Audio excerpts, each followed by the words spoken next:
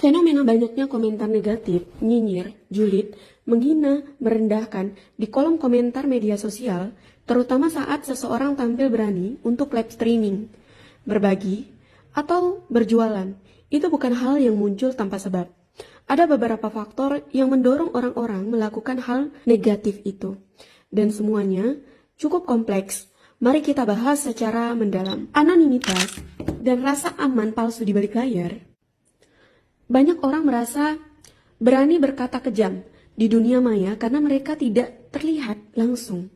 Mereka merasa tidak akan dikenali, tidak harus bertanggung jawab, tidak ada konsekuensi langsung. Istilahnya keyword warrior. Di dunia nyata mungkin pendiam, tapi di online mereka bisa galak. 2. Rasa iri dan ketidakpuasan hidup. Banyak orang yang tidak bahagia dengan hidupnya sendiri, sehingga saat melihat orang lain tampil percaya diri, produktif, atau sukses, muncul rasa iri, kok dia bisa sih tampil pede? Dengki, kenapa dia yang dapat? Perhatian, bukan gue, bukan aku. Frustasi terselubung, karena merasa hidup mereka tidak berkembang. Alih-alih memperbaiki diri, mereka justru melampiaskan rasa itu ke orang lain dalam bentuk komentar negatif. 3. Pola pikir negatif dan tidak terlatih emosi. Sebagian orang memang terbiasa berpikir sinis dan skeptis, tidak terbiasa mengekspresiasi usaha orang lain, tidak mampu mengendalikan emosi, terutama saat merasa terganggu dengan sesuatu yang beda dari mereka. Misalnya, saat orang jualan online dengan gaya unik, bukan bilang, wah, kreatif ya, malah bilang, norak amat sih. 4. Budaya komentar versus budaya karya. Di media sosial lebih banyak penonton daripada pemain. Yang berani bikin konten itu sedikit. Yang hanya menonton dan mengomentari itu jauh lebih banyak.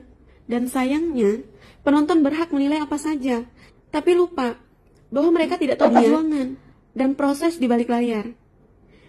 Ini menciptakan budaya julid, mudah menghakimi, tapi tidak pernah mencoba. Dan yang terakhir, 5. Faktor lingkungan dan pendidikan emosi.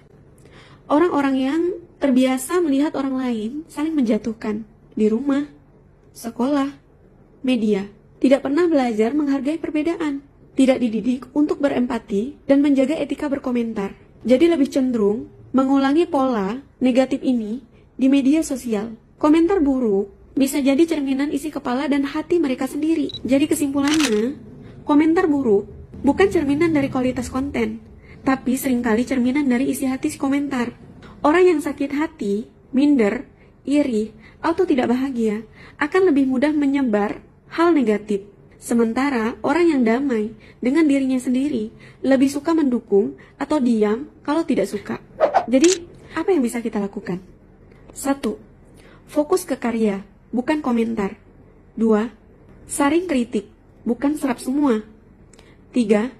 Ingat, tidak semua orang bicara dari tempat yang sehat. 4. Blog, report, atau abaikan komentar toksik. 5. Bangun komunitas positif. Satu orang dimulai dari diri sendiri. Pernah nggak kamu julid lihat orang live jualan, konten, atau sharing kebaikan? Tapi anehnya, hidup kamu gitu-gitu aja. Rezeki seret, hati panas, pikiran capek. Pernah mikir kenapa? Mungkin bukan hidupmu yang salah, tapi energi dalam dirimu yang negatif. Kata-kata, pikiran, dan sikapmu, itu yang jadi magnet rezeki.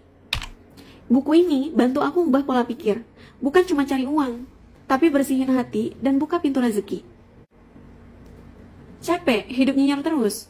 Coba ubah energi kamu. Klik keranjang kuning sekarang, sebelum rezekimu benar-benar pergi.